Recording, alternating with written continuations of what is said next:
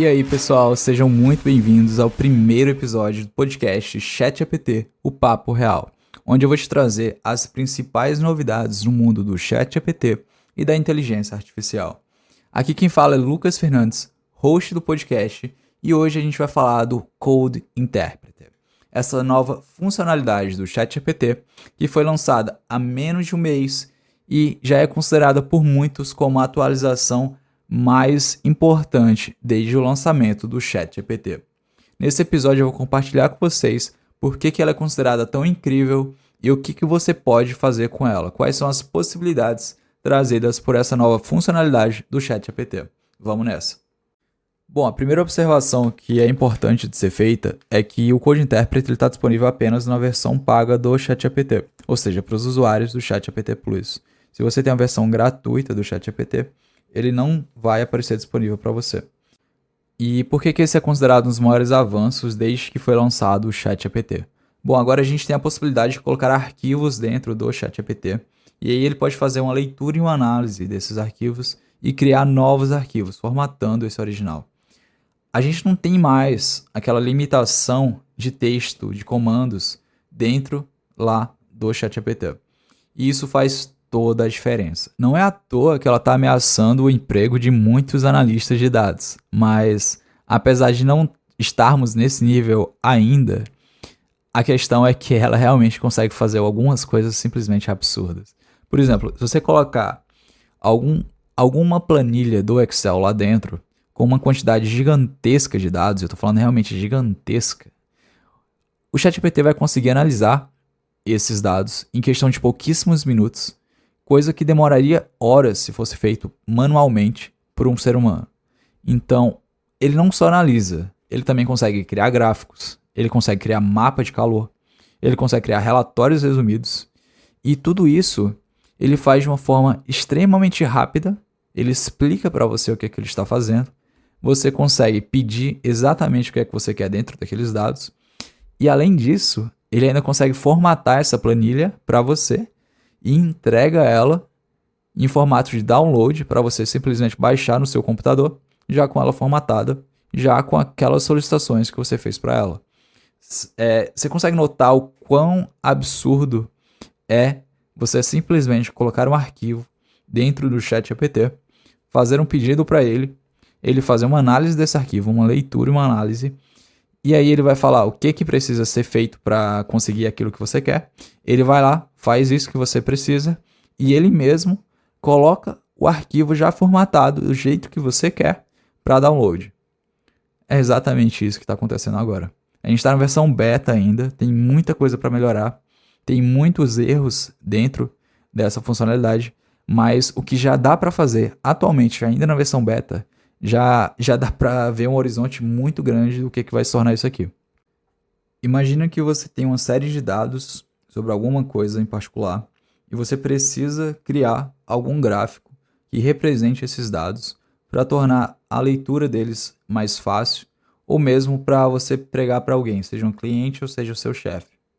Imagina que agora você consegue colocar esse arquivo dentro do ChatGPT, falar o que você quer que ele faça, qual tipo de gráfico que você quer que ele faça, ou quais tipos de gráficos você quer que ele faça, que ele pode fazer vários de uma vez. E aí, o próprio ChatGPT vai entender, simplesmente por meio de um comando, o que você quer, vai fazer essa leitura deste arquivo, vai analisar e vai criar esse gráfico para você de uma forma extremamente bem feita, extremamente rápida, que é coisa de minutos, e com dados gigantescos que você deu para ele. Então, essa nova possibilidade trazida é realmente assustadora e ao mesmo tempo incrível. Outros exemplos que você também consegue fazer dentro do Code Interpreter é a visualização de gráficos de equações matemáticas. Por exemplo, digamos que você tem alguma equação matemática, foi o que eu fiz hoje. Eu tinha uma equação de terceiro grau matemática que eu queria representar. Eu criei essa representação gráfica dentro do ChatGPT, simplesmente pedindo para ele criar. E aí ele colocou uma imagem totalmente bem feita com o gráfico dessa função. E aí ela fica disponível para você fazer o download. Então isso é mais uma das inúmeras possibilidades que o Code Interpreter consegue fazer. Além disso, uma das coisas mais impressionantes que eu vi dentro dessa nova funcionalidade é o seguinte: quando você pede alguma coisa para ela, ela vai lá e ela cria um programa em Python para conseguir executar aquilo que você precisa. Você não precisa nem ver o programa que ela está criando, ela vai simplesmente criar aquela tarefa para você e vai executar. Mas por trás ela vai estar criando um código por trás disso.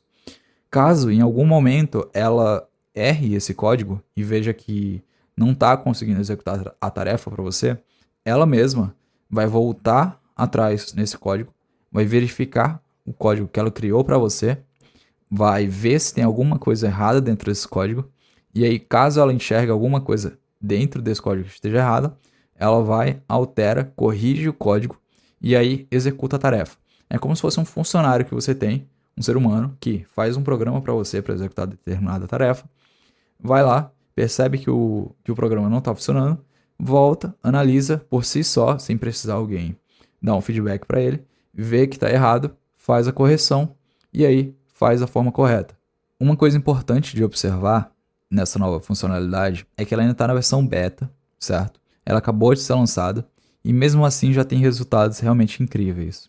Se a gente for fazer uma comparação com outras IAs, como por exemplo o Midjourney, que dentro do período de um ano trouxe diferenças e avanços absurdos e quase que inacreditáveis, se a gente for pensar no que essa funcionalidade vai estar performando daqui a um ano, a gente consegue nem imaginar, cara. É realmente algo assustador, assim. Se agora está fazendo isso, se avançar dentro de um ano, como avançou o Midjourney, realmente vai ter muito emprego em perigo.